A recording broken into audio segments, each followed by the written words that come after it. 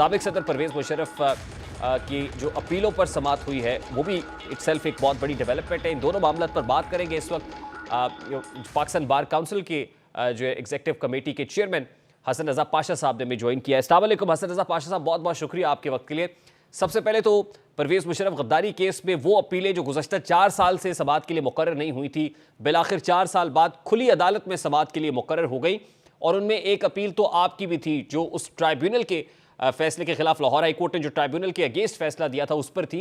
ये कहेगा कि ये अपीलें 4 साल बाद समाअत के लिए मुकर्रर हो जाना इटसेल्फ कितना गैर मामूली अमर है?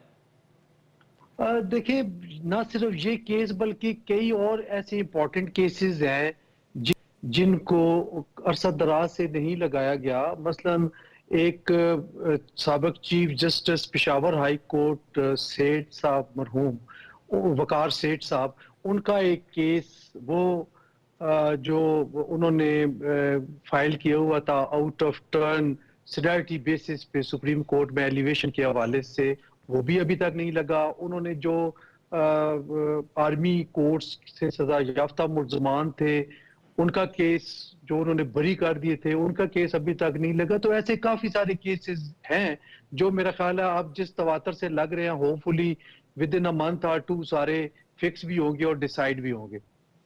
अच्छा, एक तो बड़ी इंपॉर्टेंट चीज ये है कि उस वक्त रजिस्ट्रार ने एतराज किया था इन अपीलों के ऊपर कि परवेज मुशर्रफ साहब को खुद आना पड़ेगा और आके ये अपील दायर करनी पड़ेगी। ये बहुत बड़ा एतराज था जो आज सुप्रीम कोर्ट ऑफ पाकिस्तान ने दूर किया है। जाहिर है परवेज मुशर्रफ साहब इस दुनिया में नहीं रहे, फिर वो जो स्पेशल ट्राइब्यूनल था उसके सरबराह जस्टिस वकार सेठ जिनका हवाला भी आप दे रहे हैं वो भी इस दुनिया में नहीं रहे। तो अब ये जो अपीलें हैं जिसमें अब परवेज मुशर्रफ साहब की अहलिया पेश होंगी और फर्दर वो इस केस को आगे लेकर चलेंगी, इसको किस तरह से देख रहे हैं आप? इस केस का फेट क्या होता हुआ देख रहे हैं आप? देखें, कानून तो यही है और सुप्रीम कोर्ट की प्रैक्टिस भी यही है कि जब कोई सजा के खिलाफ अपील हो तो मुल्ज़म को जरूर सरेंडर करना पड़ेगा बिफोर कोर्ट और before agencies, law enforcing agencies. लेकिन इस केस में वो सरेंडर नहीं किया और उन्होंने अपील फाइल कर दी। जो आज मंजूर हुई फॉर रेगुलर हियरिंग इनकी अपील, तो वो एक केस की बेसिस पे हुई, बेनजीर भुट्टो वाला केस है जिसमें सुप्रीम कोर्ट ने उनकी गैर हाजिरी को उनको इस्तिस्ना देते हुए उनकी अपील को डील किया और रेगुलर हियरिंग के लिए उसको नोटिस इशू किया। तो इसी बुनियाद पे परवेज मुशर्रफ साहब की अपील को सुप्रीम कोर्ट ऑफ पाकिस्तान के इस मौजूदा बेंच ने जो रेगुलर हियरिंग के लिए एडमिट कर लिया।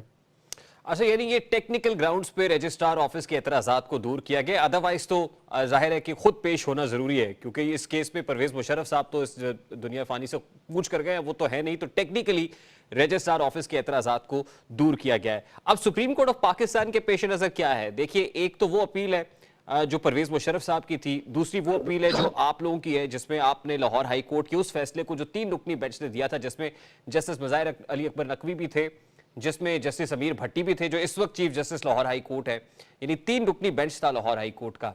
तो अभी आपकी जो प्रेयर है वो क्या है? या आप ये कह रहे हैं कि जो स्पेशल ट्राइब्यूनल है वो सुप्रीम कोर्ट के अहकामात पर बना था, लाहौर हाई कोर्ट या कोई हाई कोर्ट उसको सेट असाइड नहीं कर सकती थी? जी बिल्कुल, हमारा जुरिसडिक्शन पॉइंट पे, जुरिसडिक्शन ग्राउंड पे हमारी ये अपील है कि लाहौर हाई कोर्ट को कतन कोई इख्तियार नहीं था इस ट्रिब्यूनल के फैसले को अनडू करना या अदरवाइज करना, क्योंकि ये ट्रिब्यूनल गवर्नमेंट ऑफ पाकिस्तान ने सुप्रीम कोर्ट ऑफ पाकिस्तान के हुक्म के तहत इसको यहाँ पे बनाया और उसकी तमाम हियरिंग इस्लामाबाद में हुई। और आपको याद होगा कि उसके सरबराहान सीनियर तरीन हाई कोर्ट के जजेस हुआ करते थे या चीफ जस्टिस, और उन्होंने जो फैसला भी किया वो चूंकि 3 रुकनी शायद ट्रिब्यूनल था और उसकी अपील आइन और कानून के मुताबिक सुप्रीम कोर्ट ऑफ पाकिस्तान के पास थी।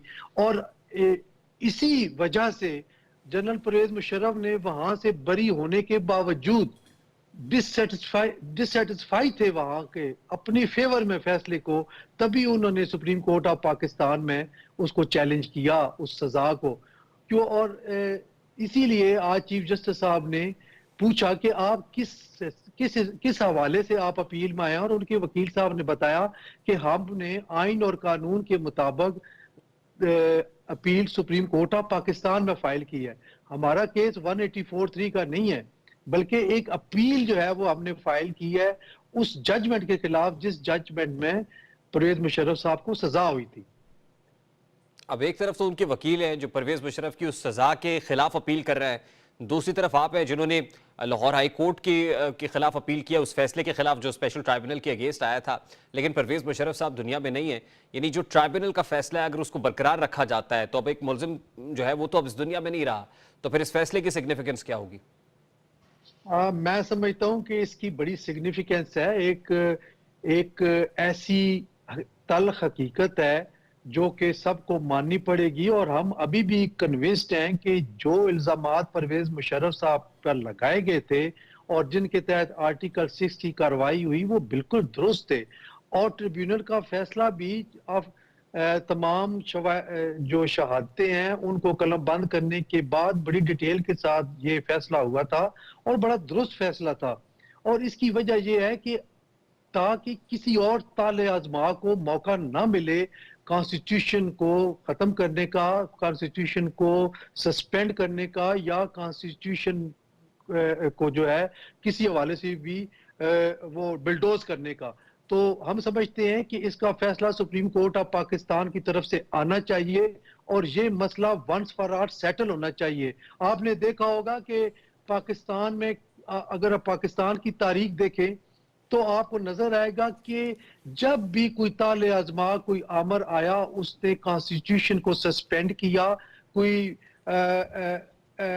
ऐसा अपना ऑर्डर जो है वो मार्शल लॉ ऑर्डर जारी किया, या और कोई किसी और तरीके से उन्होंने हुकूमत संभालने के लिए अपने आप को जायज करार दिया, तो सुप्रीम कोर्ट ऑफ पाकिस्तान ने उनको एंडोर्स किया।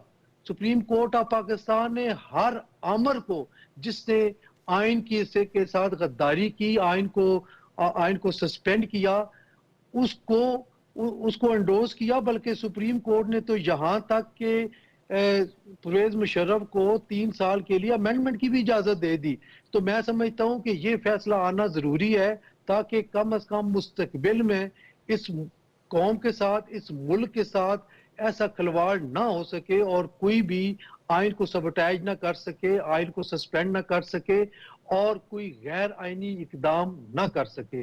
तो ये बहुत जरूरी है, मैं समझता अच्छा हूं। पाशा साहब, दूसरा इंपॉर्टेंट मामला आज कोर्ट रूम के अंदर तो नहीं था लेकिन जवाब जरूर आ गया। 27 अक्टूबर को शो कॉज नोटिस इशू किया गया था और कहा गया था कि 10 नवंबर तक इसका जवाब सबमिट कराया जाए। जवाब तो आज मज़ाहिर अकबर नकवी साहब की तरफ से नहीं दिया गया, बल्कि उल्टा सुप्रीम जुडिशल काउंसिल के ऊपर एतराज़ात उठा दिए गए हैं। इन एतराज़ात को किस तरह से देखते हैं आप? सबसे पहले तो मैं ये अर्ज करूंगा कि उनको शो काज नोटिस का जवाब जरूर देना चाहिए था और उसमें ये ऑब्जेक्शन ले सकते थे। कोई अमर माने नहीं था कि ये ऑब्जेक्शन वो ना ले सकते।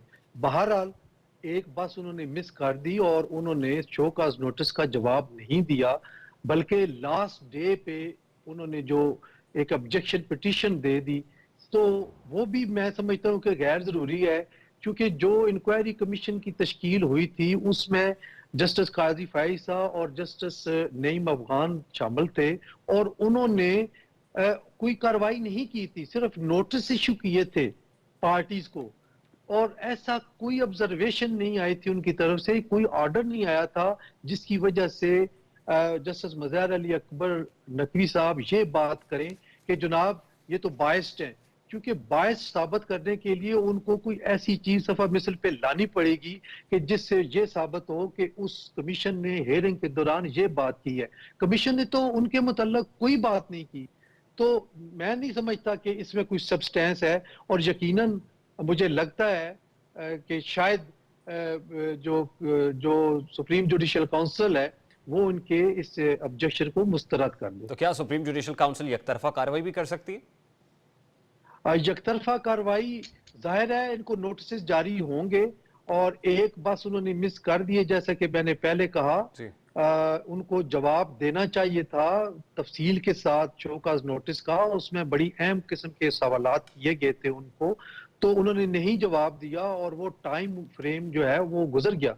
तो सिर्फ एक ऑब्जेक्शन उन्होंने कर दिया। अब इसका ये होगा कि जी अगर ये इसको फैसला करता है सुप्रीम जुडिशियल काउंसिल, तो फिर वो सुप्रीम कोर्ट ऑफ पाकिस्तान में वो फाइल करेंगे पिटीशन, जिस तरह के पहले हुई है, जस्टिस सिद्दीकी साहब ने की है या जस्टिस इफ्तिखार मोहम्मद चौधरी साहब ने की थी।